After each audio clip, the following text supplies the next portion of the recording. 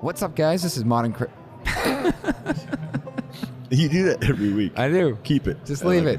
It's Modern Craftsman Monday, and we are podcasting live at the International Builder Show 2020 at the Royal Building Products booth. This episode... And 913, just because we said it's irrelevant because nobody's going to hear this till it's gone, but maybe there'll be the next same booth next year. Maybe. But listen, guys, this episode is sponsored by Royal Building Products, the U.S.'s largest exterior building materials company, focused on decking, siding, and exterior trim products. And we talk about shaluka-ing and putting temporary tattoos on decks. Did you just swear at me? God bless you. Saluka. Oh, did I say shaluka? Yes. Saluka. And we talk about temporary tattoos, yeah. And yeah, we dig into a lot. It's interesting. We weren't going to do any podcasts this year at the Builder Show, but we linked up with this one, which Tyler, I think you can explain it best, where they're more innovative than marketing. Yeah, so I think the companies that we kind of partner up with and feel that represent the industry and have the same vision as we do. But I had a conversation with the guy Adam, and basically he said, we are not a marketing company. Like, we have products in place and we're marketing them rather than the other way around. And they're really putting a lot of money, effort, and time into product innovation instead of just complacency. So we're going to talk to Adam with marketing, and then Adam McCool. And then your brother Mike. Yep. We're going to talk about the technical side of this company. So we have on Mike Grace, my other brother. So again, thank you so much to Royal Building Products for sponsoring this. Hope you guys enjoy it. Thank you.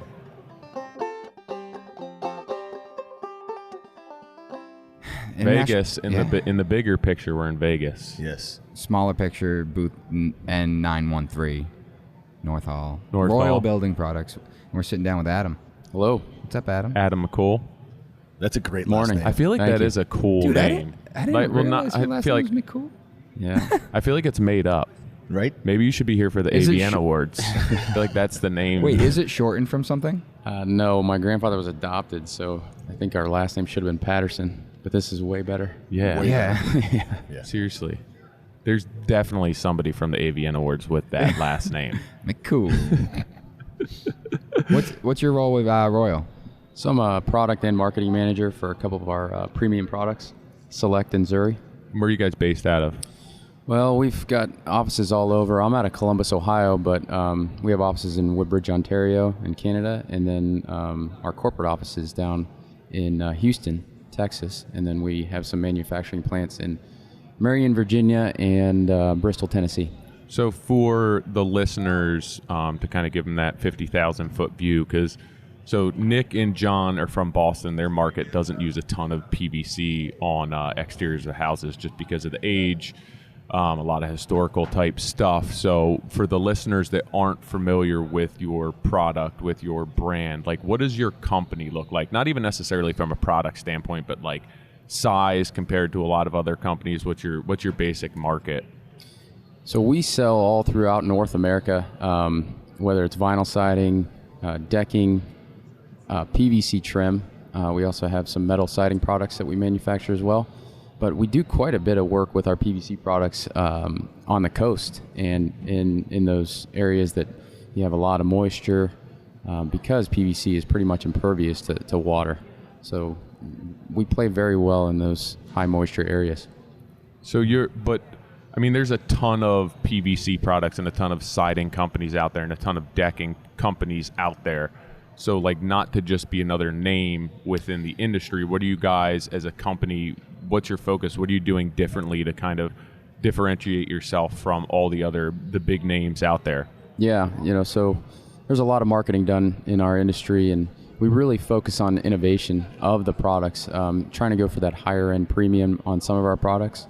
Our Select siding products, they're cellular PVC. We're one of the only companies right now doing that type of product. All right, so what's hold on, before we get into the technical, you can't cut. I'm cutting you off. You can't cut. I'm going to be honest here. I've never heard of Royal Building Products, but I'm looking around the booth here and seeing products that I may or may not have used, or have at least we've entertained on products. So you made a comment that you guys focus on innovation, but somehow connected that to marketing. So I'm going to go ahead and assume that's probably why I'm not seeing a ton of Royal blasted around Yeah, exactly. We do focus more on innovation. So with our cellular PVC trim products, if you're not familiar with that, it's almost like a hard board, but it's made from a different material. So it feels like wood, looks like wood, but is almost as a plastic material. But are all white PVC boards cellular PVC? There's some from our competitors. Yeah, I mean, there's quite a few brands out there in the marketplace. They all have a little different material makeup. That's what I don't understand. Like, in what sense though? Because Like, is it the core? Is it the finish of it? because I've used some that you can dent with your fingernail. Yep. And then you've used other ones where you can whack it with a hammer Yeah. and it's fine. Yeah, so it really depends on the manufacturing process. So one of the processes is a Saluka, what they call a Saluka process, and really simply, all that is it's hit with a water bath when it's coming out of the extruder, and so that gives it a hard shell. And so there's some companies, and actually within our own company, we have multiple lines.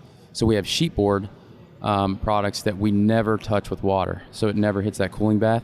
So it's got a lower gloss on the exterior of those products, and then on the other products where we hit it right with a cooling bath out, it's a harder surface.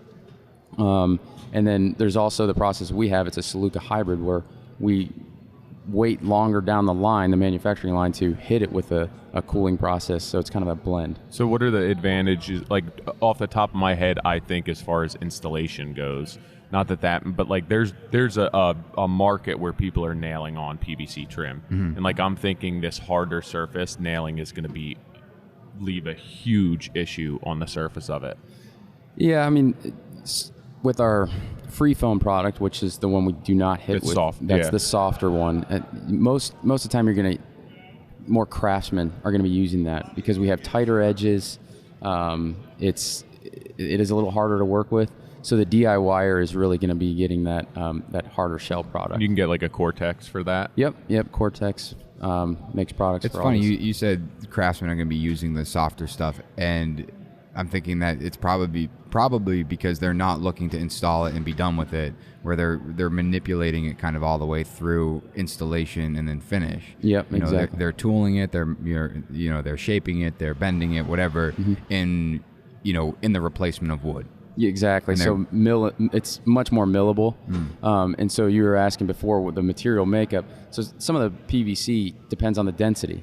And so when it fills up, when you're cutting that product, you don't want to see any voids. Yeah. And so we focus on that with the material makeup, and that's where the craftsman really comes in. Those tighter edges when they're mitering corners or they're putting some coping things, they want it to be cleaner, crisper, and in a perfect So product. then it's the same thing. So like I'm thinking if you get a lower grade PVC product and you try and router an edge on it, like it's a nightmare because dirt and dust collects in there and everything else. So you're saying that your product will be kind of made differently to hold those edges better and a cleaner edge and almost more of a finished surface after. Yeah, absolutely. We seal the edges, all four edges of our product. Is it Saluka? So God bless you. Is that how you say it? yeah, that's how you say it. But Is that in some recommendations they say take acetone on a cut edge and wipe it? Is that kind of replicating that, or am I way off here? No, it's just an easier way to clean it. Oh. So that sealed acetone. it up. I've heard of that too, and I've tried it, and it didn't work so well. Yeah. I mean, it didn't do anything. Do either one of these processes, when you hit it early or you hit it late, does that affect it for its expansion contraction in the field? Not much. Yeah, it's all the same. So, I mean, the Saluka process is actually going to reduce the expansion contraction a little bit, but it really depends on what you're using. If you're talking about an 18-foot board, yeah, you'll see a little bit less expansion and contraction, but overall they're relatively the same. So that's the big issue with PVC. Yeah, everyone talks about it. There's no hiding that. It's susceptible to expansion and contraction. So there has to be installation techniques, whether it's decking or casing or trim, Siding. Yeah, to make sure that you're handling, the expansion and contraction of that. So I would assume that if you guys, your siding's PVC, so what is involved with that to kind of handle the expansion and contraction of that, and like what's that look like versus just a vinyl? Yeah, so with vinyl siding, there's typically an overlap where that expansion contraction allows it to kind of move. The cellular PVC siding that we have Select, it's an interlocking joint, and the expansion contraction happens almost as a full course, and the expansion and contraction happens within the pocketed system. So So it's like hidden in the corner boards? yeah, hidden in the corner boards and the window trim. And so if you're looking straight on, you'll never notice Yeah, it. the field looks like it's a continuous piece. Yeah, exactly. I've always wondered why, when you do fascia or soffit, why you don't do for those that are listening, can't really see what we're talking about, but the interlocking joint that you guys have in your siding, why wouldn't you do that on a fascia or a soffit so you can then, because that's what it's installation issues, right? Mm-hmm. But you're looking up and it's like, oh, you use PVC, now the soffit has an 1/8 inch gap in the middle of it. It's like, that's a poor installation. If you could, At least get a scarf joint. I Right. feel like most And of it's glue just it. because people are switched from wood, to PVC, and now they're even with their decking product. Like people are going to install that like it's a standard PVC or composite decking, where that's not the installation that you need to Yeah. do. And I feel like most people did that. They went from wood to PVC, and they're like, well, it's just wood that doesn't rot, Yeah. So they're installing it the same way. Where realistically, like if you had a long run of fascia, you should be making some sort of lap joint, and Right. not gluing that joint and then allowing that to move. And even on your miters, like if you're going to miter it, at least have a break in that miter. So if you want your miter to stay tight, now you're allowing relief somewhere else. But it's more time, it's more money, and people are getting paid. As soon as they install it, it looks good, and then they're out of there. And I know we're going to get into the installation and stuff like that with Mike shortly, but going back to the innovation comment, I think one thing that recently, at least for me, seemed to come about is that you can actually paint PVC darker now. And I assume that has to do with the way it's made or the manufacturing process. And can you speak to the innovation side of, where PVC started and where it is today? Sure. Yeah. Well, real quick, I'm going to back up to your question before on the fascia and why you can't do the seam that we have now. Okay. One of those reasons is because we actually punch a nail slot, so we allow it to move. Like if you're doing a solid board fascia and you're hard nailing it, you like Tyler said, you need to allow that to expand Something's and gonna contract. crack. Yeah. So you're hard nailing something like that, and it's just not going to move. But I mean, this application isn't different. You're not compromising anything. When you go to a gable end, when you're doing clapboard, almost every time you're putting your freeze on and it's puffed out by strapping. Yeah. Yeah. This is the same application, but from your corner board all the way up to the roof. Yeah. Right. It's so you still get the great You're hiding shadow all line. that movement in the corners. Which I mean, it's right behind John here. I'm looking at it, and it looks like traditional clapboard, with the exception of the corner boards being proud. And what I love about the Smooth Select, am I wrong? Yep. No. That it has that crisp edge for that clapboard. That's what I was drawn to. I was like, this is the most authentic look. And I'm always looking for that end of it. Yeah. Like, where can I get that look? Brent Hull would be proud. Yeah. Maybe. I don't know. Or hate it. I mean, how much PVC are you guys doing on houses? To be honest, not much. I mean, we're doing it for our trouble areas, meaning sills for Sills, exterior, yeah. because that's whenever we built houses, I don't know how many years ago, 7-8 years ago, you were taking, these are the callbacks you got. So we always did the historic sill. Your historic sill is huge. Yeah. It's way bigger than other products that are out there. Vintage spec right there. I saw it and I was like, I like that. You have a lot of moldings as well, which is great. But I do all my sills and then all my garage door openings because that's where water's hitting horizontal surface and Right. splashing up. So it's... We've been using a lot of the fly ash product, and that's what we've been using on the exterior. Yeah. And it's I just can't touch that with the sill because that moves so much. Yeah. But the historic sill on a fly ash, Yeah. it just, there's waves in it. So Yeah. a front facade, you can see that when you drive by. So that's why I did it on my own house. Yeah, And I was like, hate it. So I always go PVC. because it's stiffer. Yeah. Yeah. Yeah, and everyone's trying to come out with the next best thing. Cellular PVC's been around for 30 years or longer, and the one thing that you asked about, what kind of makes us different in that cellular PVC world, is kind of to your point, the amount of moldings that we have created. We have the most moldings out of any company out there, and so those craftsmen are really looking for that certain detail that other companies will not make in cellular PVC. They really focus on the boards and pumping out material, which is fine because people need it. But when you're really going for that authentic detail, we can make that because it's a mold. We extrude it and it comes out There's a looking bunch exactly. of crowns, base cap. Well, so everything. this is a question I've had for a while. Why can't we mill it? Like, there's a company, Duration, right? They take all the fly ash material and as 1x or 5/4 stuff, and they mill it into whatever profile you want. Yeah.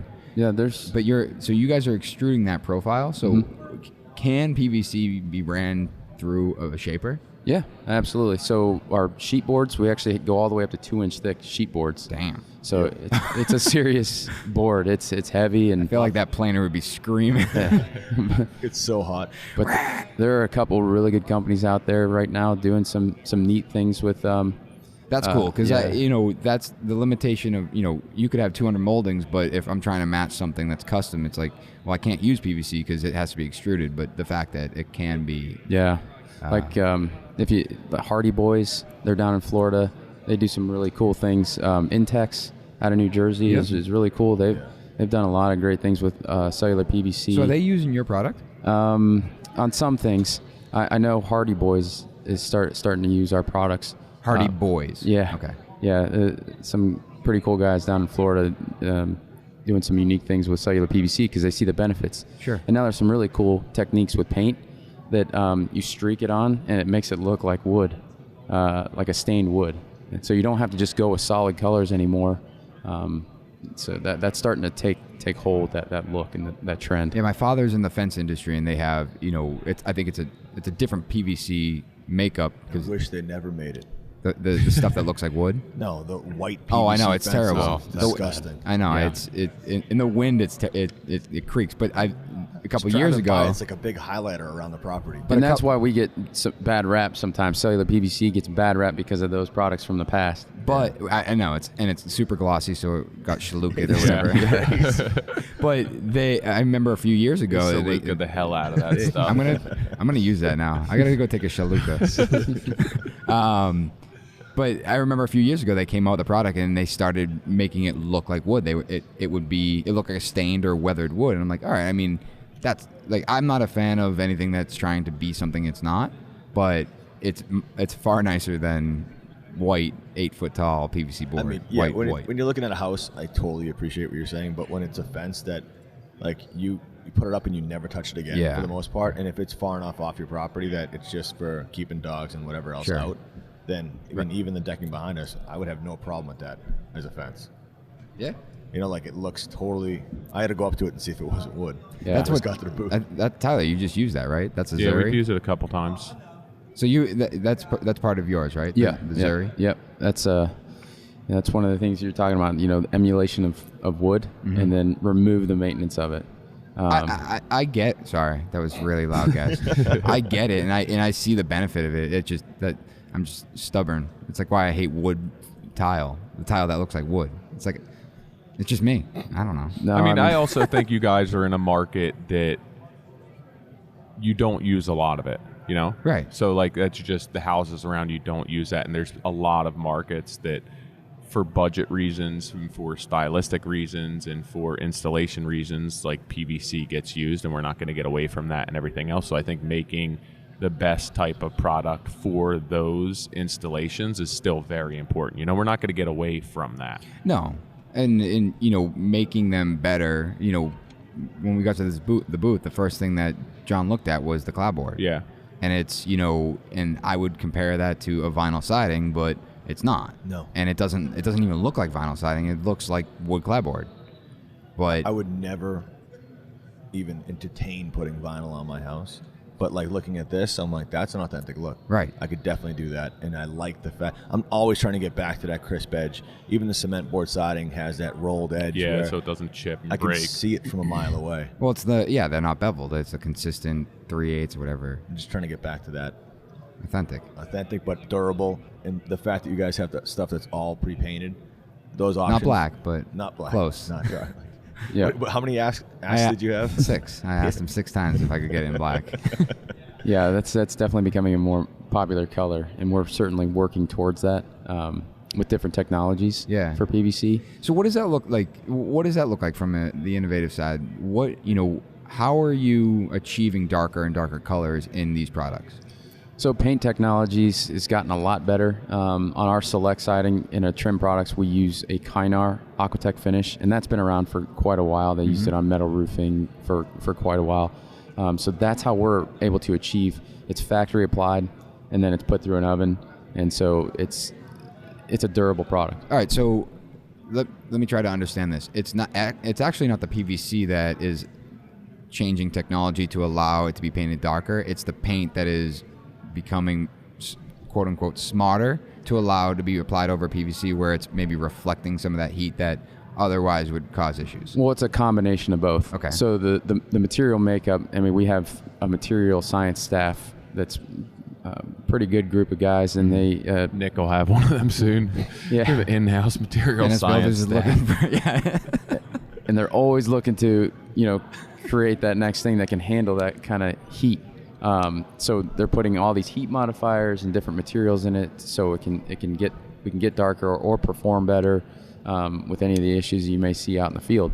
So that's a constant struggle when you're talking about PVC, because you're really, you're eliminating 5 problems, but you still might have 1 or 2 with PVC.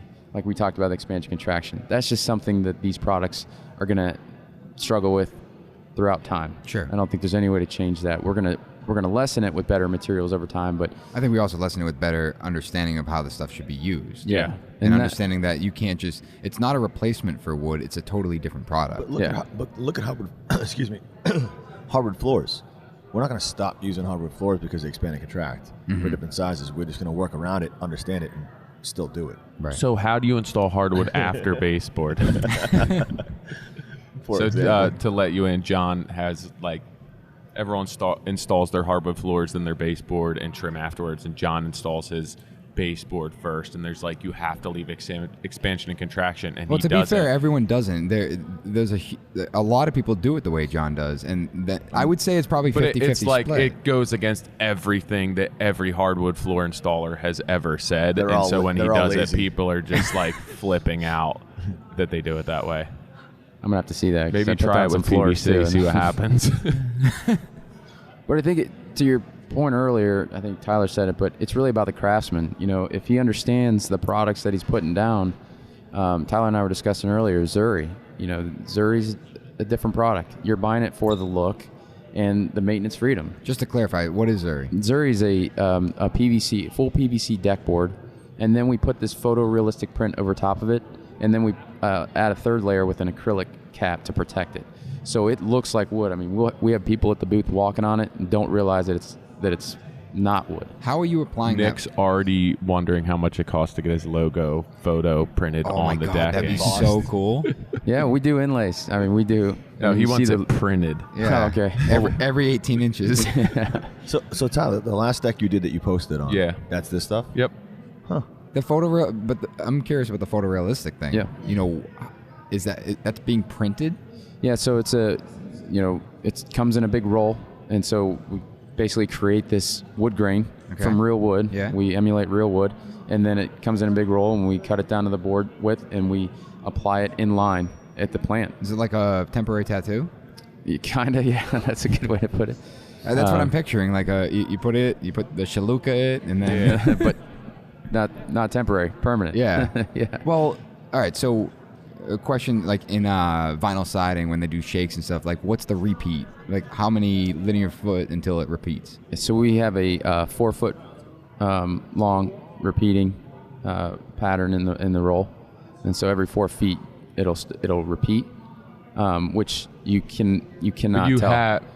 That's got to be more than 4 feet. No, but when they send I can see them it in that piece, but from piece to piece, when they send them out, Nick, there's 6 patterns? Yeah, we have 6 different okay. boards. So you have to rotate them and disperse the boards so that it's not just all pattern A, all pattern B, all pattern C. it's not obvious. I'm looking at the. No, I mean if you look, that's you why I can asked. pick it. But even so, when I get it delivered, they're supposed to deliver it in they stack it so that when everything's in a different pattern and it's all labored on the end. But the last job, it rained after we got it delivered, and a lot of the stamps were off the end, and I was out in the cold trying to figure out which pattern it was. And even when you're looking for it, it's tough to be well, this is because if you switch it around, flip it 180 degrees, it looks different than the way that the rest of them are stacked. So it's super tough. I feel like it's probably easier to see if you were to take a picture of it because your camera doesn't pick up, but in person it's super hard to. And that's pretty common in the industry, but compared to our competitors, what they do is they have a big roll and it rolls the wood grain into it, and so they have that repeating pattern as well.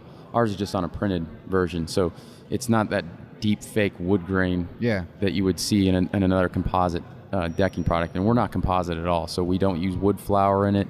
But I mean, so it's gluten-free, basically. Yeah, exactly. That's good.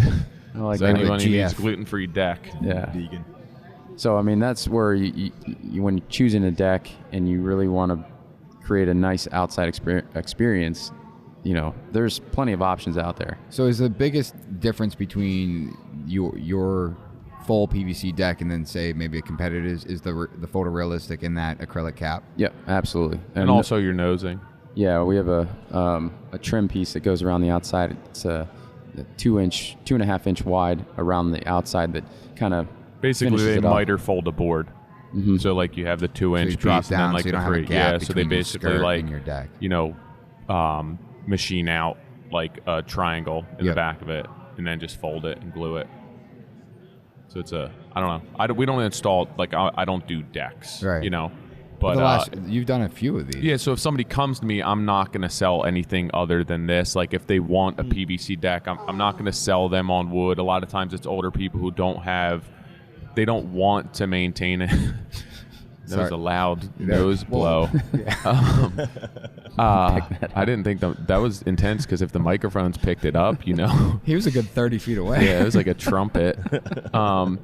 So I'm not going to, if somebody comes to me and wants a PVC deck, I'm not going to sell them on using real wood because then it's like, well, we have to maintain it. And it's just, They're looking for that's PVC what they're for a looking reason, for, yeah. But then, so what I do is like, we don't do a lot of decks. So I kind of sort out that budgeting up front. And then it's like, if you want this, here are decks that I've done, go take a peek at them. And it's like, anytime that anyone sees these decks, they're just like, okay, let's go with that, even if it's more money, just because it's a really nice looking deck. So what's the future of Zuri and Select? So I think What's all the secrets that you're not allowed to talk about except for right now? yeah. So I think no one listens to this. 15 people we said? Tops.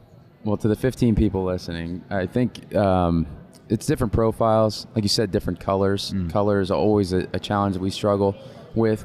We do have an unpainted version of Select, so if you want to paint it a certain color, you can. There's some parameters behind it. Have to 50 LRV or above, so it's a light reflective value. All paint manufacturers list that. So that's very similar with cellular PVC trim. Sure. About the same LRV value, but people like certain profiles. We have a couple of houses here. We've done some work with architects, and they're always giving us pointers on what products to bring to market. You might sell $10,000 worth of it, but they want the specific product. A question that comes up a lot with PVC is, do you have to paint it, or are you supposed to be painting it? That's a great question to bring up because we do get that a lot. You don't have to paint it. Okay. Is it so? Let me elaborate on that. Is it because you guys seal all sides of your PVC, or in general, PVC does not have to be painted? In general, the warranties out there will protect the product from not being painted. We recommend that it's painted because of things that can happen from weather, and there's also specifications on the color of the product. So you might expect everything to be perfectly white from every manufacturer, the same exact color. But if you have within specifications on one board and you put it next to a specification on the other, it might be the positive end and the negative end. And when you put them together, they're not going to be the same exact white. Okay. But here's the thing I always tell people. You don't have to paint it, but you can go back and paint it later. Worst case scenario. Yeah. But once again, I always recommend painting it, even if it is a white. And you have to use an acrylic paint, right? Is That's right? what on the decking, basically, because it's PVC. When you cut it, that color doesn't go through the board, and like it's that acrylic coating. So I do a quick round over on the ends, and then they have like an end coat that basically is like an acrylic paint that you matches the body of the board. The kind of will hit that, so then when you're looking at the joints or those expansion joints, or when they open up, that you're leaving that expansion, or where the nosing meets the decking perpendicular to it, that you don't have just white PVC on the end. And honestly, I've been back to decks that we've done years later, and I was always concerned that that paint's not going to hold up on that edge, and it does. If you get a good coating on there from the get-go. Yeah. Will this fade, the decking? The decking, so we have a warranty on that, and so anything over 500 units we cover in the warranty. But the data that we have coming back, it's it's less than 100 unit in 3,000 hours. Okay. And so that basically is a 10-year time span. And so it's nothing. Like you can barely see it putting next to each other after 10 years, what it's going to look like. We just all remember the first round of composite decking. Yeah. That like you got it and it was like a deep gray, and then like a year later it's like Yeah. Chalky. Yeah, yeah. I was with one of those companies back when that happened. It's like a dirty white. Yeah, they went through some struggles, and that's the composite world for sure. And they had their challenges with that blending of that wood flour and the PVC. We're basically taking the technology we've been using for 30 years, and then we add that photorealistic print, and then the acrylic cap. And that acrylic cap, the wear and tear on that, like It's the strongest material out there. I mean, we actually get calls about, hey, I got a scratch on it from my dog, and what ends up happening is actually not a scratch. The dog's nail has come off in the board, and so it's acting like an emery board. And so all you do is take a piece of packing tape or regular tape and put it on and pull up the material, so the nail will come right. Your nails will come Do right. you guys then clip the dog's nails for them? Yeah. As part of our warranty. Yeah. Don't call us back. Yeah. Bring over one of those little like petty paws with the. We do get some interesting questions about the deck. I feel like that's customers in general. Yeah. I mean, I like Adam and I were having a conversation yesterday, and again, we're at IBS in Las Vegas 2020 at the Royal booth, N913, I believe. N913. Yeah. 913. So there's a lot of the quote unquote air quotes right now, big boys around you, and we were having a conversation that kind of resonated with me as far as their company putting most of their money back into product development and their product rather than their marketing. So like, and he had said, which I may be kind of hacking this quote up, but a lot of these bigger companies are marketing companies that have a product to back them. And that's not who they are and what they are, which I feel like that's reminiscent of, which is different industry and different product, but like Marvin, where they're not dumping money into advertising, they're dumping money into product, which I think the longevity of the product and the company at that point, it's slow, controlled growth, but then you're kind of around for the long run. Right. Yeah, no, that's absolutely true. It's we focus on innovation and, bringing the best technology to market and what consumers are going to decide. As a marketing guy, I would love to spend more money and do that. you should talk to Nick. Yeah. It's funny just because like I can see from a Marvin Windows standpoint that business model making a ton of sense, because you're now putting yourself into a category where it's like these customers are going to be your customers forever. But then when you look at a PVC product or a vinyl product, so you guys are like the higher end of that spectrum, but it's still not a super high end spectrum, that it's like, why not just bail on that and just sell a price point and pump out a ton of volume and be a name that everyone knows? Yeah. No, I mean, on our vinyl siding lines, it's kind of where we play. It's a commoditized item. We do some pretty cool things on the vinyl siding side as well, and we continue to innovate in that. And that industry's been around for over 50 years, 60 years actually. And so, we come out with better shake that looks like real shake. We have insulated vinyl siding. So some of that technology is even getting better. And, where you had mentioned you might not put vinyl siding on your house, some of the stuff that we have, crane board, our Haven, which is insulated, it looks like real wood. And it's pretty impressive as far as vinyl siding goes. I'll check it out. Yeah, but we continue to innovate on that end. So it's fun to work for a company that focuses on that, because you're always trying to come up with the next coolest thing. And we get a lot of comments about Zuri and how did you do that? Sure. It took us a while to come to market. It's a long, slow process to bring something that no one else in the industry has. And we've got a patent on it, so that helps us now. Mm-hmm. But man, getting something like this to market where the big boys are already there and they've got all the shelf space, that's a long slog. And then it's also a price point, because at that point you don't have anything on the market, so your price is going to be higher than them. Yep. And it's like, and they're comparing it to like a totally different product. Like the first thing I asked is what's this compared to, say, fiber cement? Yeah. Because there's nothing else that is really comparable. Yeah. We're creating the markets. It's a challenge. Which is like an uphill battle, and that's why I kind of ask, like, you're already in the market of just like competing with the bigger boys on a volume base with the vinyl siding products and all that stuff, and like now, 2 to put focus on the higher end of this spectrum, it almost, I mean, I do it every day. So I'm not putting you in a position to answer questions that I don't always answer. I know the answers to them, but it's like you're basically putting yourself up against the wall every day. Why? When it could just be like, let's just spend more money on marketing and pump out product and have higher sales volume, and we'll warranty more stuff. It won't be an issue.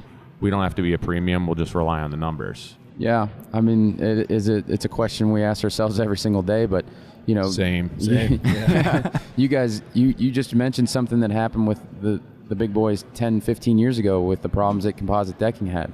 I mean, you don't want to go through that again, and you remember that to this day. So we want to make sure that we're not just pumping out product to give it to people. We want to make sure they're getting the best product because we have to back it up with warranties, and so we have to put our money where our mouth is, basically, and not figuratively, but literally, we have to put money in the bank to make sure that that's covered.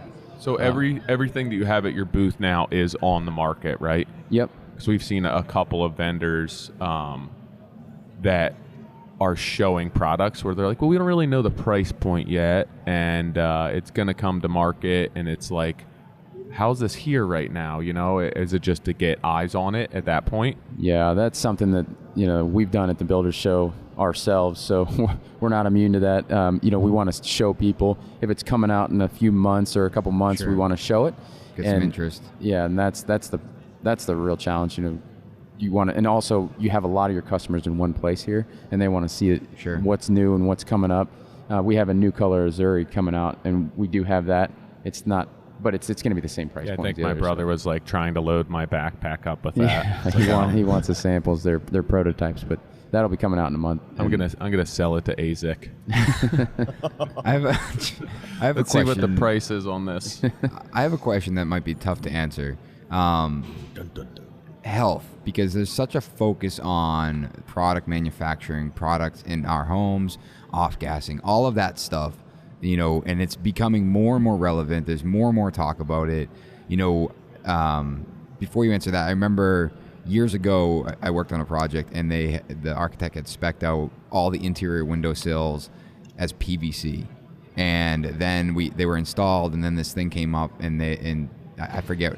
It was basically that the percentage of PVC used inside the home exceeded the legal amount. So it was this huge ordeal. Allowable standard. But that's an example. But as far as the way this stuff is manufactured, the way it, you know, once it's installed, you know, are there health concerns, real health concerns with PVC? No, none that we have seen, and hopefully not, because I'm in those plants every day. And so, you know, for my sake, no, there's no concerns that any organization has ever brought to us. There's a lot of companies coming in and checking, and you know, government agencies come and check that kind of thing. And you know, to cut this, you don't have to wear any special masks. I mean, you might get some PVC dust on you, but that's about it. What about the manufacturing process? Is it considered a green process or not? You know, I think that's a big challenge in our industry. The word green gets thrown around a lot. Yeah, but it is gluten free. So I mean, we're a manufacturing plant. We make products. It depends on where you're shipping it to. The great thing about these products is what we consider green is that you don't ever have to paint them again. So you're not buying paint. You're not wasting paint, putting it back. You're not tearing it off your house in 5 years to throw it in the dumpster. So it's more the longevity that becomes a selling point towards how it's better for the environment. Yeah, exactly. You know, it's not wasting other things, and so that's quote unquote green, I guess. That it does get thrown around a lot, and it's a challenging question. Well, it's tough. It's like, you know, there's all these products that are out there, and that they market that they are green and they're great for the environment and they're better, and then it's like, but then you look at the manufacturing process, and the manufacturing process is worse. Yeah. Than, you know, just because of the way it's made. It's kind of like the batteries for the Teslas. You know, you're not using gas, but you're harvesting lithium out of the ground, and it's, you know, so there's always that conundrum there, that problem. You know, so that's really what we focus on is the longevity of the product, and never having to paint it, and the warranty that backs that up. Which, like, I think that as much and as romantic as it is to use all wood products or even a lot of the fly ash products, life's busy now. Like, people work more than ever. Things are more expensive than ever. Families are busier than ever. Like, there's something to be said for a product that can hold up and stand the test of time and still look good. And we're never really going to get away from that. So I think it's a market that we're not going to get away from, and to create something that like looks good. And again, like Nick said, I don't like products that just are meant to look like something else, but even the decking, I post stuff all the time with that, or when I'm doing that. I had Dan from Plan Architecture, Mike, a Lions buddy, and he's like, I didn't see that you mentioned the wood species on this, and it was like a story. And I'm like, well, the one's light tan PVC and the other one's brown PVC. And he's like, you're a jerk. But like it's meant to mimic wood, but it doesn't look like it's just a fake wood product. Like, it's an embossed wood grain in it, which is nice.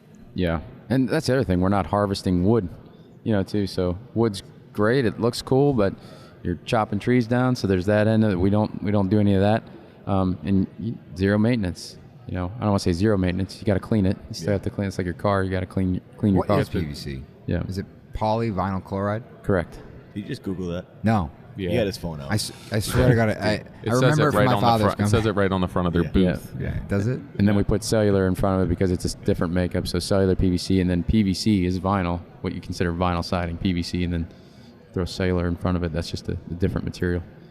It's with that foaming agent and. Gotcha. So that's Saluka. That's the bath. Yeah. I'm picturing it very, like just this like nice waterfall coming down, and it's just like coasting through. I'm picturing like a sizzle. Really? Not like TV sizzle. What kind of like sizzle? Water on a hot pan. Oh, no way. I'm picturing like this big grand waterfall. What does it look like? Cool. Yeah, it's like the Willy Wonka waterfall Yeah, coming that's down. Chocolate? Veruca. Yeah, That's Veruca. Churning the chocolate. Veruca salt. Yeah. No, That's it's basically Saluka. just an your encased brother. area, and then we have water. That's basically a bath, and it just goes right through it and cools Yeah, I it. kind of want to do that Yeah. myself. Sounds like what I'm Send me thinking. through. He's probably in Vegas. He could do that. As cool as manufacturing isn't, this to see Zuri made is pretty impressive Yeah. because it literally is the only type of decking like this in the market, and so it's a different technique that we use in the plant. So there's a lot that goes into it. Are you guys strictly in the U.S. right now? No, we're also in Canada as well, and we do some overseas shipping. But It doesn't count. yeah, Canada doesn't count. North America. yeah. Well, I know we're going to get into some technical installation and stuff like that, right? So we're gonna have my brother Mike on. I see him nervously pacing in the background. We'll get him over here. All right, Adam. We'll do a closeout and introduction that we'll record afterwards. So We just lost Nick. you should be all set. But thank you. All right, thanks for your time, guys. Yep. Yeah, Thanks have a good so one. much. Thank you. See, that was nice and easy, right? That was awesome. Thanks, guys. Thanks so much. Appreciate it. Thanks. Yeah. Awesome. Thank you. Send Mike over. We're gonna fuck with him. Get him 2 stools. Your brother looks awfully calm. Yeah, it's totally chill. Right. Good. Yeah. We gotta test your microphone levels. Doug will do it. And you got to eat the mic. Yeah, no, seriously. They're like podcast microphones, so they don't pick up noise from far away, except for that trumpet of a nose blow that walked by. He's like playing taps, blowing his nose. You got to be careful on that. Nick already went down. I went down twice. Mine's ridiculously high. Mine's all the way up. I feel so much shorter now that I'm not on it. Real low. the big girls. There's a right and a left on that. There's a cord on the right. Cord on the right. You got them on backwards. Oh, no, I got it. Yeah. Oh, no, left. You're good. You're good. You're a pro. It's all mono. It's not stereo. You got all technical on you. I know. You idiot. Someone told us. Someone told us left Check side baby. only. 1, 2, 3. He's like, dude.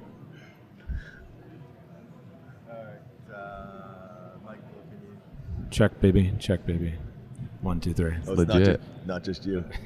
No. It runs in the family. Yeah. Wow. Sexy voice. Good? All right, so we're going to do like introductions. We'll record them at the end so we kind of just roll into it. And then we spoke with Adam about mostly innovation and like the product itself. Adam kind of McCool. Mr. McCool. We realized yeah. that his name is also like he's here for the AVN Awards. Like he changed his name on his badge because he's like, I can slip over there and this name works well. I would have my name badge as Mr. McCool. Yeah. Yeah. That's it. Why does this mic smell like salmon? Yeah, so we leave the hotel this morning and he's eating like salmon on a bagel. And I'm like, we're about to podcast and you're eating like, thanks. Raw onions and fish. I want to get his conversational. Oh, okay. Oh, all right. So we're Tyler, this is the second time we've had a podcast with one of your yeah, but siblings. this is live. I know. Who was the other one? Toby. Oh. It was good. So we're at again in Las Vegas, the Royal booth N913, North Hall. North Hall. So we just got off with Adam, who has something to do with marketing. I can't pay attention to these marketing guys. And we have my older brother, Mike Grace, on. What's your role at Royal? I am a market development manager. So basically, what we do is we He's go out. professional. You hear this? He's like Just snapped right yeah. into it. I think he blacked out.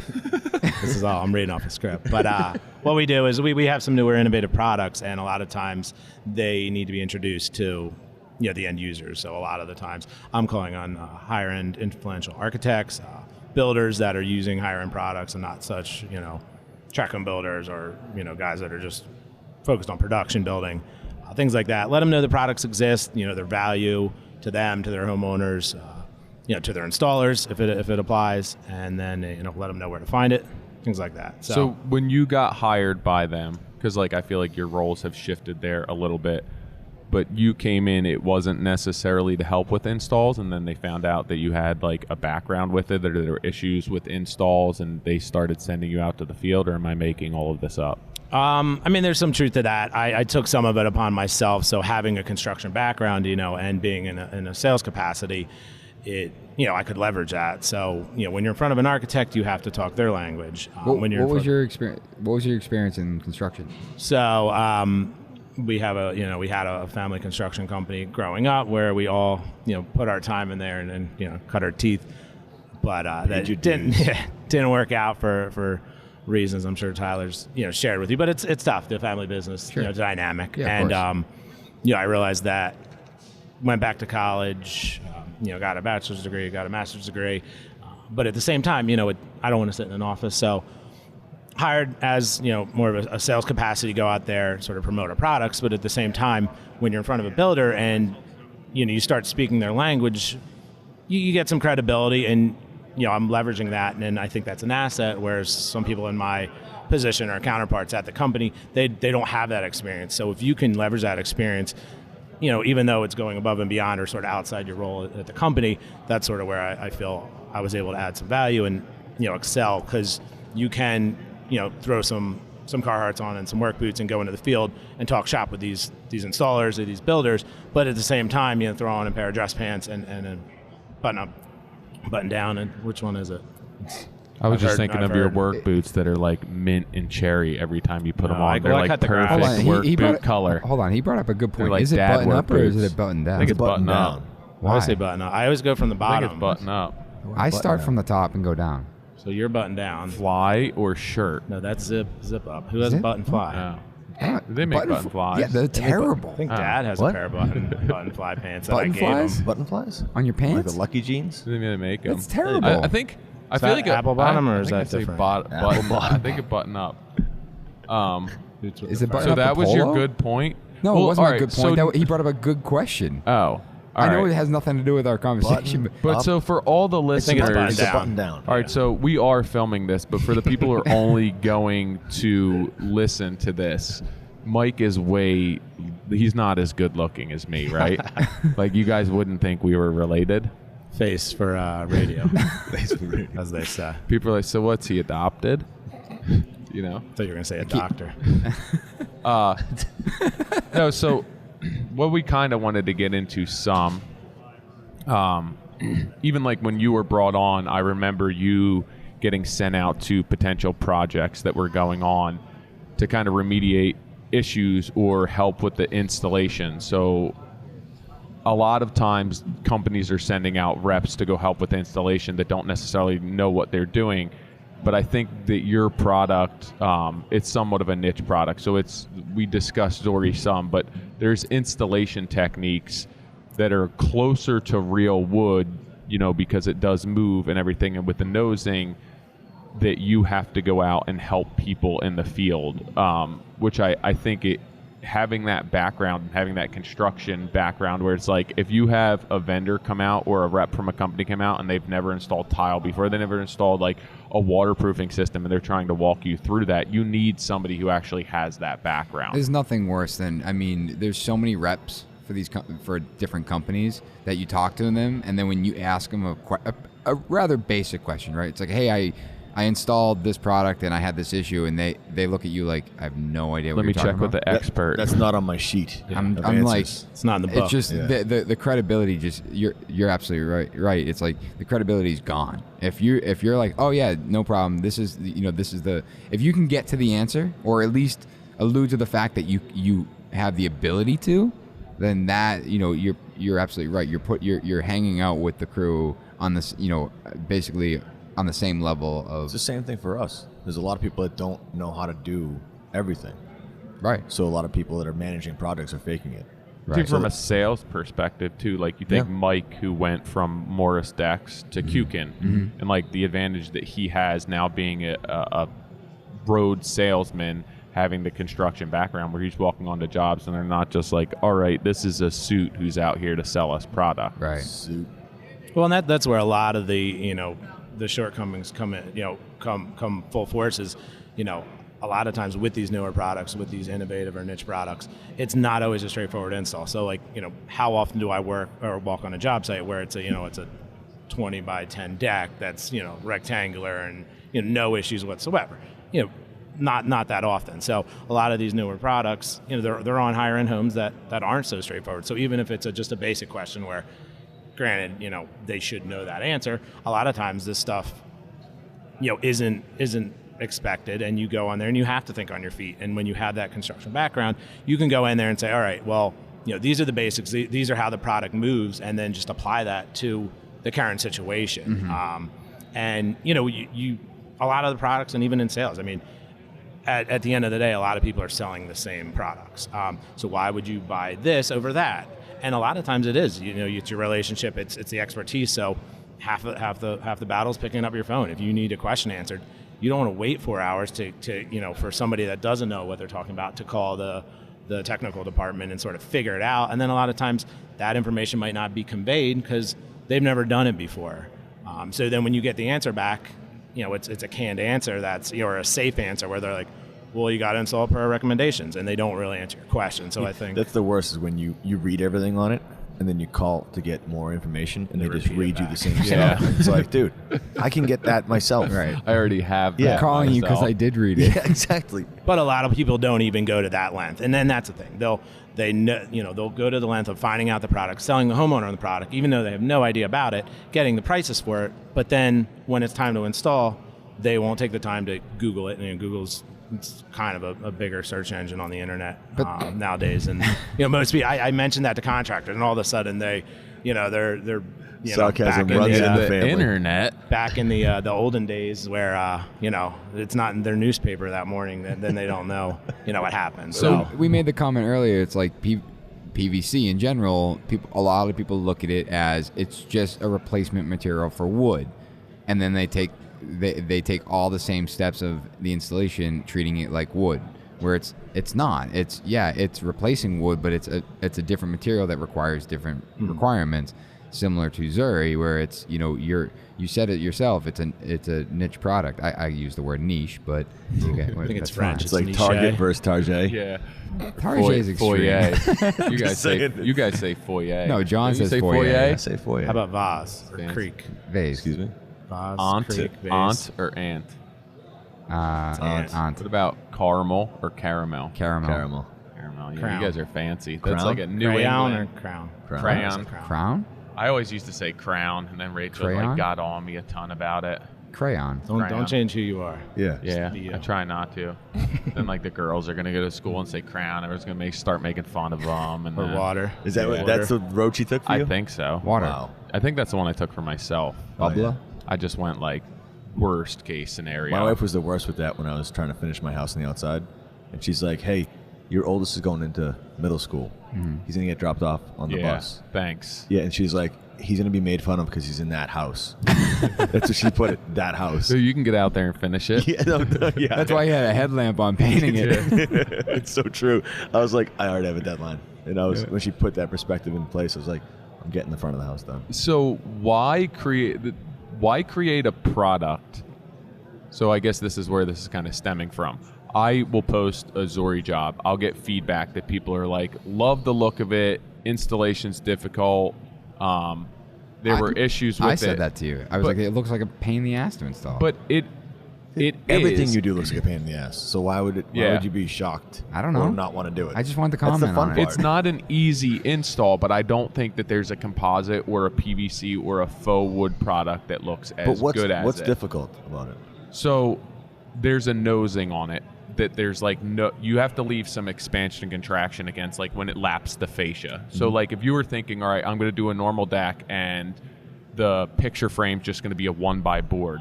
You can run all your boards long, cut them with the track saw, cut them with a saw, router them over, and then just put your picture frame on. It doesn't have to be dead square. It doesn't have to be perfect. Your pressure treat frame doesn't have to be perfect.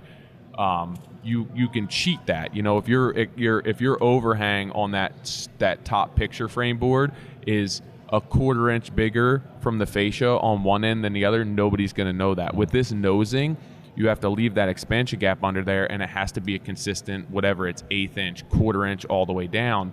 You can't just put those boards in, back cut them, and then screw that nosing on, because the way the installation is, it gets toe screwed on the back and then screwed through the front, and you're trying to keep it straight and then kind of have that where those perpendicular boards meet that nosing, you're trying to keep that gap straight all the way. So you can't do that because you're screwing it into the rim board at that point. So like the nosing all has to get put on. It has to get pre-glued. It has to set up. You have put the nosing on first? And then so then you have to cut your boards into it, and like to make it nice, you should be adjusting each board. Yeah. You know, That's because the same way I would do it on a mahogany deck that I was picture framing. Exactly, but it's not perfectly straight. So then you have deck guides come out where it's like, all I've ever installed is normal deck boards, and you're running everything long, cutting it back, and then like it's tight up against boards in other areas. You know, there's a huge learning curve, especially with stairs, where like you have to pre-glue.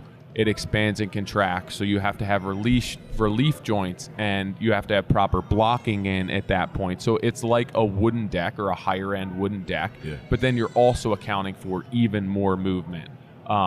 So there's a lot of concerns and issues with it that people aren't putting into account. So then they bid it and they underbid it, and then it's an issue, and then they're blaming the product. You know, so I'm curious, why put out a product where like everyone in the industry is moving towards customer.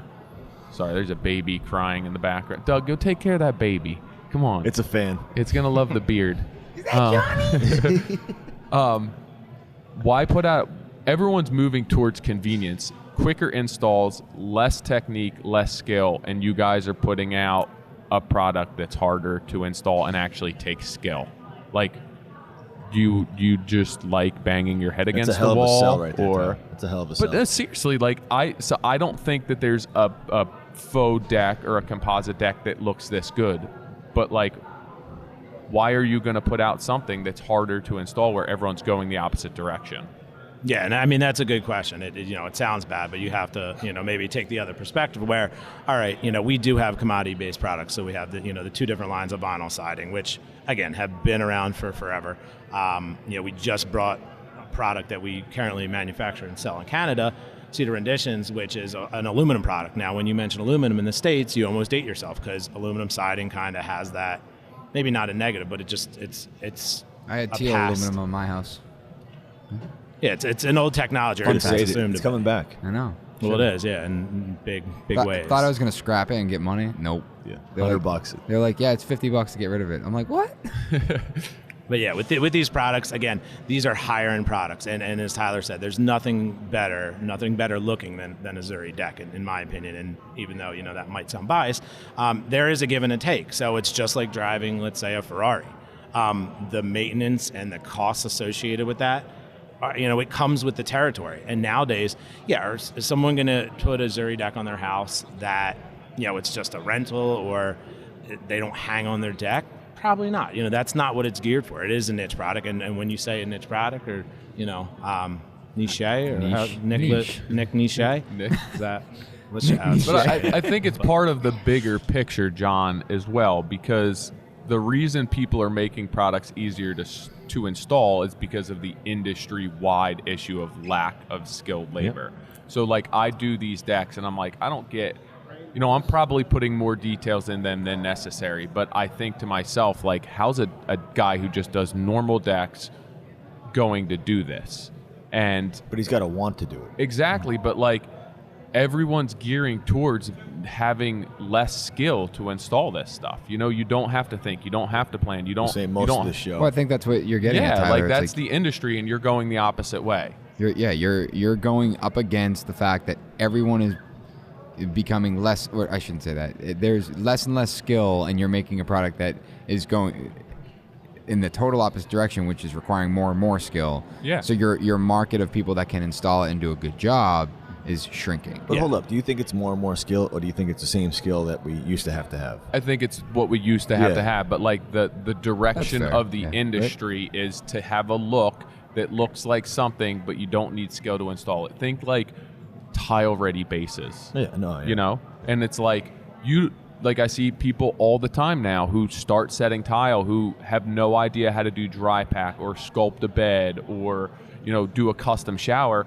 and now they can set shower pans because you can go and buy a foam pan and drop it in thin set and then drop walls into it with sealant, and now you're a tile setter.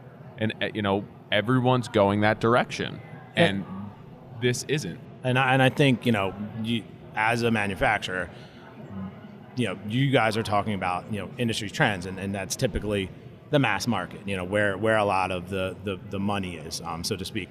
So again, as a custom home builder or working on higher end homes or higher end decks or finished carpentry, that's a niche industry to begin with, and you have to have certain tools of the trade or the craftsman. The attention to detail. Let's just say you have to care, and you have to have pride in your work, because everything's not straightforward. But with these products, we know there's tons of decks out there, there's tons of decking out there that will fit that mass market mold. And when you have a client that comes to you that has the money, again, you have to have certain criteria, but you want to differentiate yourself. These guys that have a lot of money that want to one up their neighbor. Let's say I work on the Jersey coast. Everyone lives in a couple $1 million house. Everyone has a couple $1 million worth of cars. They want to one up their neighbor. So with these products, it's not a Me Too product. You can say, oh, well, I have a great looking deck, and the neighbor might have an Ipe deck, but there's guys out there sanding it and oiling it and pressure washing it and staining it. And their natural products are great. I mean, there's a time and a place for it, but there's also a time and a place where you can have a synthetic product that looks just as good, and it's gonna look just as good for a lot longer without investing. And these people have the money to spend on redoing their deck, but it also becomes an inconvenience. Yeah. And if you can have your cake and eat it too, why not? You can't put an embossed composite deck board on a house with a slate roof or copper gutters and not draw any attention to when someone looks at that and saying, like, what happened? Did we run out of money?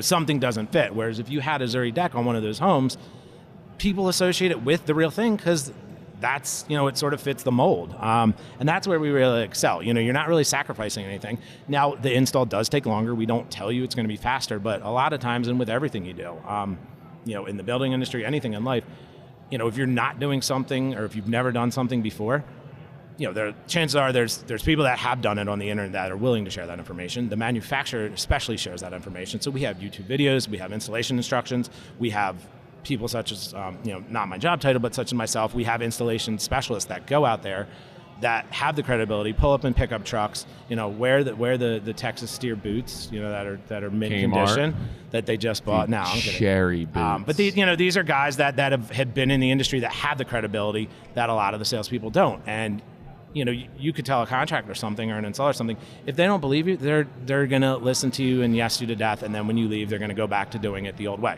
Now we're not reinventing the wheel with these products. It's still a deck, but there are nuances to the product that we've already taken the guesswork out of it. You just have to learn. You have to do your homework, and be willing to accept that. Hey, PVC does expand and contract in its length. So if you can keep the length shorter, awesome. And that's the same thing for cement. Like let's say you pour an exterior pad. If you don't put those expansion joints in there, what's going to happen? It's going to break. And it's not going to be in nice little quadrants. It's going to break at its weakest point. And same thing with decking or siding or anything. Everything expands and contracts. So you have to understand the material you're working with, and then sort of make the install very conducive to that product. And that's where when I met with Tyler on a couple of jobs, if you lay it out and you have some forethought and you put the brakes where they're supposed to be, they don't look out of place. Now, if you haphazardly just cut them in and there's no method to your madness, so to speak, and you start putting screws just wherever, which a lot of guys do, they just sort of wing it.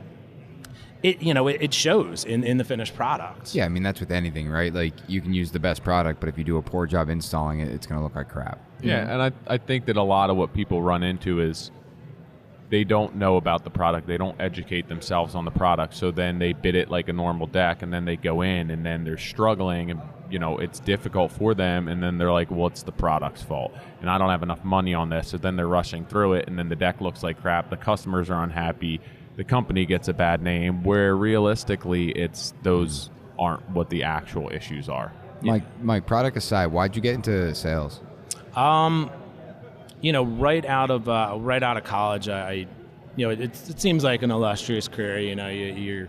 You watch the movies where the guy's got the expense account and driving the fancy car, but it's not all that. I mean, I went into the building industry. Before this, I was in HVAC, so commercial and industrial HVAC. And what in sales? Yeah, it was a sales engineer type of role. Okay. So it was more takeoff, but you're designing spiral ductwork systems. So pressure classes, welding, gauges, metal thicknesses, different types of welds, things like that. Sure. So it was it was like a real life Lego set where you're using your expertise, you're helping people. You're an asset, and that's the thing. I mean, in sales, anyone can sell you anything, and where you sort of differentiate yourself from the next sales guys is knowing your trade, knowing your product, and making their life easier. So if it was something where you could take off a job and get them a quote where once they get into it, they're not going to have to spend another $10,000. Anyone can low bid it, sure.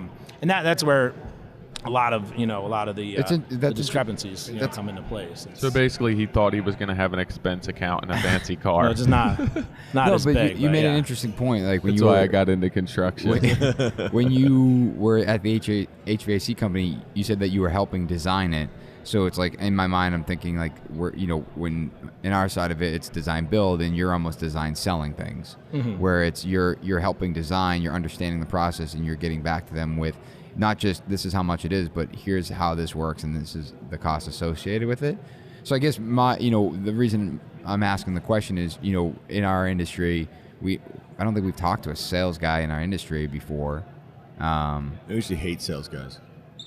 I'm glad we're sitting across. Just grilled them. Yeah, but I mean, you do. I'm not the. Sales has a negative connotation, so I'm not here to sell you a car. So does our industry. So does today. So there's so many industries that have the negative connotation, but I guess being from a construction background, family aside, right, and then you were in it, hands on. You went to school, you got out, and you were in sales, and you chose to be in it, I guess you kind of skipped over why you chose to be in it, but you went into what makes you a good salesperson is understanding your product, going back to the point of when you ask a question, knowing the answer to it, but also bringing value to them in the sense that here's how much this costs, but also this is the way this should be designed and installed. Mm-hmm. And you kind of, everyone gravitates to what they know. That's what I knew. I took pride in it, and you can help people. I mean, it sounds cheesy, it sounds cliche, but you guys as builders and even, we work with dealers, we work with architects, you can't be an expert on everything. Mm-hmm. So if you were smart about it, you would rely on your sales reps who might not be an expert on it to bring in a vendor rep or someone. But there's a whole team of people here to help you. But a lot of times we get shut out. So I can tell you countless times where we've had a job in the pipeline and I reach out, months in advance, never get a response, text, email, send literature via, snail mail.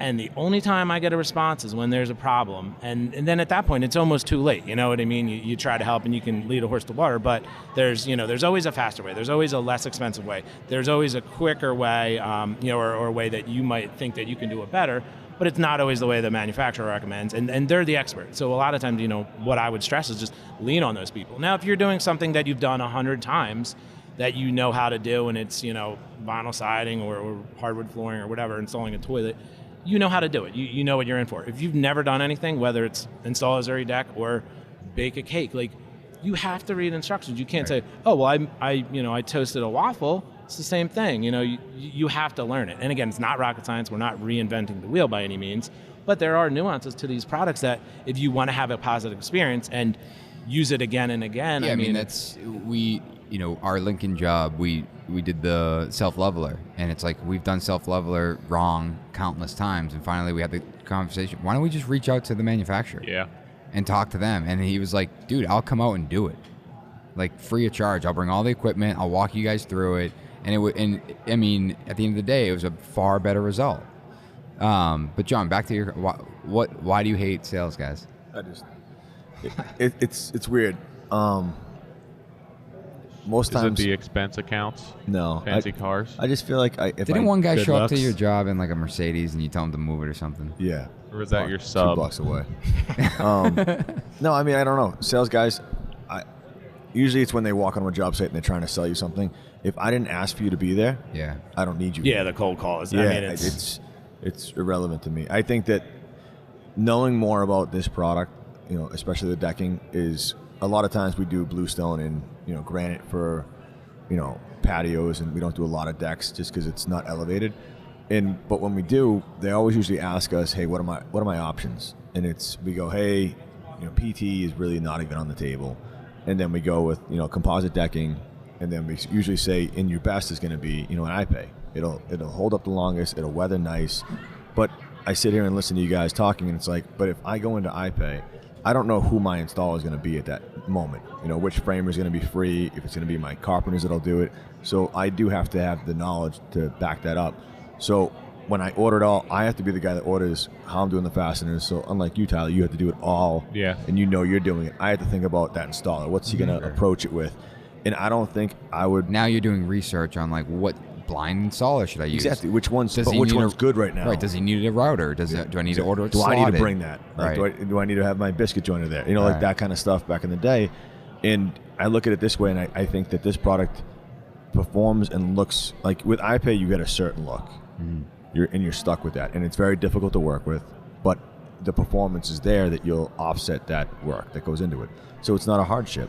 Same with this. This gives you a different style than an iPay.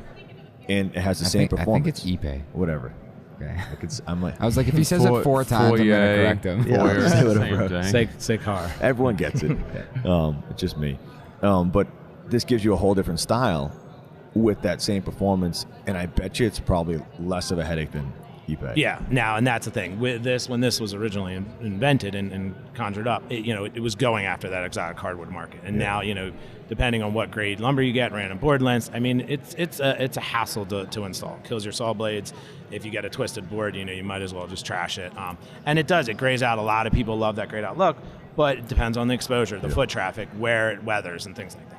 And again, these homes that these products are intended for, and these products go through a life cycle like everything else. I mean, eventually something newer will come out that will look better, and we know that. And just like everything else, it goes through these life cycles, and then people become more accustomed. But that's our job as builders and contractors, is to know what product is a great fit for that project, like the good, better, best option. Not so much, I never sell fear and go, but that one's wicked hard to install. Well, and you stick with what's safe. All right, I know these numbers, that's the fear of the unknown type of thing, where, how are you going to better yourself as a builder or an architect if you don't know what's new on the market? Yeah. Now, is it a fit for every job? And that's sort of how I approach the sales. I give you the information that I have. we can sort of couple that with the application that you're working on. And if it's a fit, the product will sell itself. If it's not, I would say, don't use this. This is a better option. And people respect you for that. So if you walk away with one, you might get 5 or 6 other jobs out of it. But the hard sell, and that's where I feel like, I don't cold call. It's very uncomfortable for me. It's very uncomfortable for the other person. You can reach out a few times. You can see them at shows and introduce yourself, but don't try to sell them, while they're walking with their wife and their kid, when you see them on the boardwalk down the shore, or pull up in your job site. You're working, you're thinking about other things because you have a customer to answer to, or you have a sub that's relying on you to, get something done. It's just, it's not respectful of your time and your guys' time. And there's a time and a place. So I think, with these newer products, manufacturers are more than welcome to come out there and show you, and they're the experts. I mean, a lot of companies have that opportunity and offer that service because at the end of the day, we want you to use it again. Yeah, and I don't think people realize that. Like, I would have never thought that that guy would have called back and said, yeah, I'll come out and help you guys do it. And, now it's anytime we run into a situation like that, I'm like, dude, call a manufacturer. Yeah. See what they say. I just did that the other day with like Fireplace, and I've been dealing with my vendor and trying to get answers from them, and it's been like weeks. And then all of a sudden I was like, why don't I just try and call the manufacturer? Yeah. And I called the manufacturer and had an answer and a model number and everything I needed within like 3.5 minutes. Mike's I was like, why didn't I think it? It just didn't even cross my mind. Mike's doing a job right now, and it's all I-joist, and the floor's out of level, and the floor they want the floor perfectly flat. And he was like, I'm going to call the manufacturer and just ask what I can do. Can I sister an I-joist? Yeah. How do I do it? That way, it's like we know we're going through the steps and making sure that we're not going to compromise the I-joist, but we're also taking the best practice. And it takes no time. And some guys, they'll just tell you what they want to hear, or they'll think they might know, but you also have to understand, the products. You have to understand your application. So something might work in one, the answer for one problem, even though it sounds similar, might not work on another problem just because some situation on the job, or you might not have clearance, or, it might have ground contact, or whatever it may be. But, manufacturers sort of, when you get that answer, it's a credible answer, it's a legitimate answer. And then they'll stand behind that. Whereas you say, oh, well, the guy that sold it to me just said to use this. Right. And we run into that problem. Just for instance, we have these jobs where you're on the coast, stainless is code. And there's guys that, well, should I spend $40 and get stainless screws, or spend $20 and get a coated steel? That these products. What can I get at the box store? Yeah, pretty much. And if you're in a pinch, you are in a pinch, and sometimes, but don't sell somebody on a job that's going to fail, because these products nowadays, they're going to be around forever, longer than you and I and all of us are going to be here. You're only as strong as your weakest link. So if you install that deck board with a screw that's not rated for that environment, it's going to fail. And then what do the people think? Do they think the screw fails, or do they think the deck fails? We get the bad rap again. So it's a lot of it's just education and just relying on your network of sales reps or vendor reps. It comes down to being accountable for your stuff. Like, if you're going to do that deck, I'm not going to then run to a box store and grab that stuff. I'm going to order it with the package comes, and then when it gets dropped, before my crew hits there, I'm making sure that everything's in there and we're good to go. So meaning like, hey, boom, you're good. Let me know if there's any questions. Maybe set the first one, or know where that trouble area is. That way we know that picture frame's good or whatever. I think a big issue even with installations, so when I first started, I had zero confidence in what I was doing. So it's like anything I was going to install, I did internet research, made phone calls, asked questions, looked up installation techniques, and then you get to a point where you're like, I can figure this out no matter what. And then you're just like, I'm just going to wing it because it's a deck. It's the same thing as anything else, which I think in a situation like this can create nightmares. But I think that is a huge thing where you're in the business of selling decks or PVC siding, and now you're switching up installation techniques, and somebody's just like, I don't need to read them. Like, I've installed 100 decks, but have you installed one of these decks? Then you need to read the instructions on how to install it. And it's not difficult. Like, I don't do decks. The first one, there were headaches associated with it. But if you're there, if you're paying attention and you take your time and you figure out, it took one to get it down. And then after that, it's like, the little things that you can adjust to make better. And it's not that hard. I've never assumed that going into anything. I think the fear of having to do it again. Yeah, because everything that you do is on like 13,000 square feet. Like I'm doing a bathroom. If I have to rip it up, it's 10 square feet of tile. You're like, but it didn't start there, bro. 15,000 square feet of tile. Dude, I didn't start there. I started doing decks, and I remember the first deck I did in Quincy where I literally bought the pre-cut stairs from Home Depot. That's the best. I did that. And I didn't even realize, dude, and it's still standing, and I wish it would fall apart so I could redo it. Build the deck to the stringers. No, but I was like nasty because it was like there's an old concrete like landing and everything there. Didn't have the budget to take it out, so like it was me. I cut everything and like shimmed it along so that it's all still there. Yeah. And then I'll never forget, like I did one side, put the stair on, and I cut it so it's like regular step, 1-inch step onto the deck. And I was like, dude, and it aggravated me so much. So there's another stair on the other side. I did that one right, but it was like I think I was doing it on the side. Yeah. Would you? I left I had it. I had this conversation I didn't yesterday. take it off. No, would you replace it today? Yeah. Like if every time I walk down the Home Depot aisle and I see those pre-cut stringers, I'm like, oh, I know, takes but me right back to that day. Like, dude, who else? There should be a warning on that. There's a job You're gonna I did. regret this. Yeah, exactly. There's a job I did. I was in college, and I think about it not every day, but often enough where I still consider going back, knocking on the door, and be like, hey, remember that thing I built you? I'd love to just I'll do it for free. What is it? I want. What is it? It's like haunts you. You wake up in. It's a pergola. Ooh. Yeah. What's wrong with it? I just built it wrong. If it's Still standing? I don't know. Not wrong enough. I think, but there's part of me that really wants to just be like, hey, listen, this is giving me nightmares, and I just want to give me the opportunity to replace it. I'll do it at cost, for free. Dude, just want to replace it. My mind races all the time about things I screwed up. I did my first kitchen in Hingham, and it was a Formica countertop. And I remember I cut it, and it was a drop-in sink.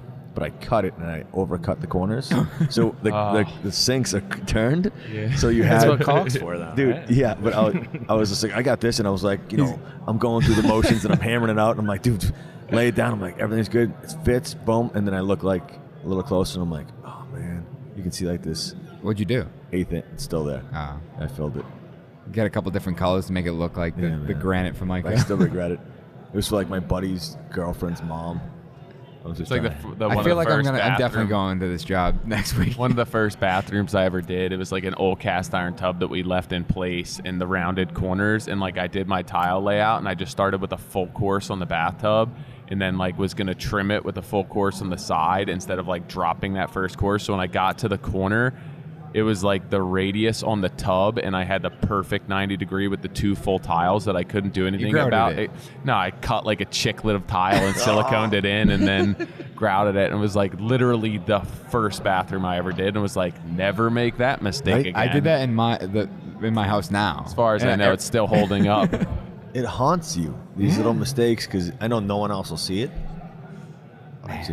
But it's construction too, so you got to be realistic about it. It's a deck. You're not building cabinetry. It's not a baby grand piano. And no, I mean that's the beauty of it. If the first job you ever did was perfect, you'd kind of be complacent and be like, all right, I'm never going to fail again, or I'm good, and you'd kind of, I see a lot of builders or installers that have that cocky mentality where it's like, I know what I'm doing, like chill out, bro, like I got this, and then they're the ones that call you, and we're there to help. But even on a deck, you can skin that cat a couple different ways. Is there a better way, or there might be a better way that you could do next time? Is it a cosmetic thing? Is it a safety issue? You just kind of have to take it with a grain of salt, and that's the learning experience. And I think myself, it's all in different aspects or venues of the business, but I mean that never changes. Yeah. Someone asked me the other day, "Are you ever happy with the final result of a house?" And I said no. I love what we gave for a product, but I'll look at a house and I will nitpick all the little things that I know should be different. But then you grow for the next time it's going to be better, but it's not going to be perfect. And again, they say it, you're never going to stop learning, but you almost have to take that approach as long as you're not trying to swindle somebody. And that's where a lot of the the bad reps come, is you have these installers or these builders that claim to be this the greatest thing since sliced bread, and they charge the homeowner an arm and a leg, and they really don't know what they're doing. And then the homeowner is they're the ones that really get shafted. My in this mind whole is process. racing with IG accounts right now. Yeah, but perception's reality. Which one's John? I'm not doing it. And I run into these homeowners, and they're like, "Oh, we're into this guy, charge him, $100,000 for a deck." And I'm like, "It's a deck. I need those deck jobs." Did you get references from this guy? No, we looked at his Instagram, or we look, and they're just, they might be reposting, and a lot of people but they want to feel good about the money they're spending, and people want to spend that money, but it's your duty as, or my duty as a manufacturer or as an installer or a builder or a contractor to do right by them. And you don't want to give the industry a bad name. And you want, there are products, and that's why you can command a higher dollar than some of these other guys that, if you're hiring a sub, or if you're actually doing the work, if you're going to do your homework and you actually have installed these products before, or if you've never have, let them know that. Because a lot of times, we've done a ton of Zuri decks. And then when you've never met the installer before, and like when you tell the homeowner, like a lot of that comes out in the wash with these higher end products. It's not every job. If you've done something before, you can kind of relax and just focus on the details of the job and not so much the product. But you don't want to oversell someone something and then underdeliver, because they've seen the literature, they've seen the showroom displays, which a lot of times I personally installed, so I know they're right. And when you're relying on other people like subs, where Tyler might not have to deal with that, it's your reputation and your pride. And like you said, you want to go back and redo these jobs. Now, is it feasible or is it practical to do that? Maybe not, but you take pride in that. You want to make sure that what you've sold to somebody, what you've committed to doing for them, is what they got. Right. And I think, I know you struggle with that. I struggle with that too. I mean, if I spend money on something, I want it to be the best it can be, and learn from those experiences. So I really think we need to film a podcast where we come up and rebuild those stairs and that pergola. Dude, Just like show up and do it on the weekend, like, just bang he's them talking, out. and I'm just thinking about that. I'm like, oh. Did Yeah. it fall and kill their puppy? Like, what happened? No, there's no way it fell. that always was thinking why that someone baby tripped. was crying earlier. It was I know. it was curved, Ah, and I wasn't laminated it wrong. supposed to be Oh, I laminated it in place, and I know it failed. And I bonded the hell out of it to like try to smooth things out. Yeah, I can't you're say a anything. hack. yeah, it was total hack. Total hack. Someone's probably tripping on my stairs every day when they come home. Dude, I'm built these stairs? I'm driving by that house next week. I don't even know if I can see it from the street, but I will try. Creep around back. The owner of NS Builders was recently arrested for Stalking. trespassing. We had a peeping Tom in our backyard, and it shows Nick's picture. Oh my gosh. All right, Mike. Well, thanks for coming on the podcast. Yeah, thanks guys. I appreciate it. What? Real quick. Whoa. What? Whoa. No, I know. You made a reference to complacency, and this was I don't know who we were talking to. Was it one of us talking about Matthew McConaughey yesterday? No, not me. But he. Wow. I don't think I've know, ever spoken about very him weird in my reference. life. I was thinking of his commercial. Like, is he ever gonna do No, but they- ice fishing? He's got a No, but the sound Lincoln's the now, right? complacency comment, right? I'm going to probably butcher this, but I guess 10 years ago he won an award and he was on stage and they were like, "Who's your hero?" Oh, we did talk about this. Oh yeah, and he was like, "Me in 10 years." And then 10 years later he was back on stage and someone asked him like, are you your hero now? Like, is this who you are? And he said, "No, my hero now is me in 10 years again."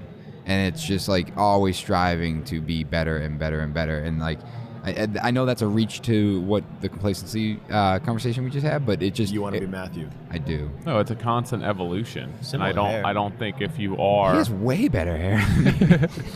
I'm trying to give you a compliment. Man. Thanks, but not I don't not think- well received. I think that once you're ready to stop growing and learning, it's time to like hang it up. Yeah. And if you Agreed. do, then it's time to move on, or it's time to hand it off to somebody else. But I think that Start a what we liquor do, company and work for Lincoln Cars. what we do is it's a constant evolution, which is The same- challenge is fun. I accept it every day. True. All right, so if you're listening to this and I built you a pergola back in 2009, shoot me an email. No, true. Mike, thank you. Thank you, so guys. much. Yeah, we Appreciate appreciate it. We're gonna wrap up with some intros and all that Intros. stuff. Any other Grace family we need to have on, or Let's get Tilly on. Oh, She would be good. Probably not. We try and keep this kid friendly though. Yeah. So we'd have to have Doug do some serious censorship. a lot of bleeps. Yeah. No, but I'm glad that we made this happen. We're trying to tone down the level of podcast, but I like having a personal relationship, and then I like the companies and the businesses that aren't just focused on pumping out a ton of ads. I'll be honest. I was skeptic on this one because of the vinyl siding. Yeah, thing. and it's not. And I was like, this isn't what we. Yeah. I didn't think we'd align, but 100%. I walked in. I thought it'd be a little booth. Yeah. I walked up and it was like 50 years, and the thing's huge. I'm like, and I'm like, have but I missed this my whole life? right. And I was like, I don't really They're know who missing they out. are. And then it's like the talk about innovation over marketing. I'm like, all right, Tyler was right. So I almost took offense to it myself. Like, For just once, like I haven't looked deep enough into products. right. Like I must have walked right by this booth 100 Yeah, times. and I'm vinyl, like, nope. I'm like, But- how did I snobbily look by it? No, but this is good. Yeah, Appreciate thank it. you. Thanks for the insight. Sorry about the that you didn't get the expense account car, but keep working hard. Yeah, I'll get doing there your one thing, day. man. It'll come. No, but guys, we aren't going to read any reviews today. But if you guys do listen to the podcast, make sure you're sharing it and drop us a review on iTunes. As always, we're the Period Modern Craftsman on Instagram. We love sharing these stories on a weekly basis. This is episode 101. Excited to break that 100 mark. It's been a long time coming. And as always, we appreciate you guys. Again, this episode was sponsored by Royal Building Products. It is one of the U.S.'s largest exterior building materials company, focused on decking, siding, and exterior trim products. Yes, we're at the Las Vegas Convention Center, IBS 2020, booth N913. Yeah, but Doug just looked at us. It doesn't matter. They're gonna be listening to this next week. Next week. Yeah, but that's all right. All right. Whatever. Take care, guys. Thanks.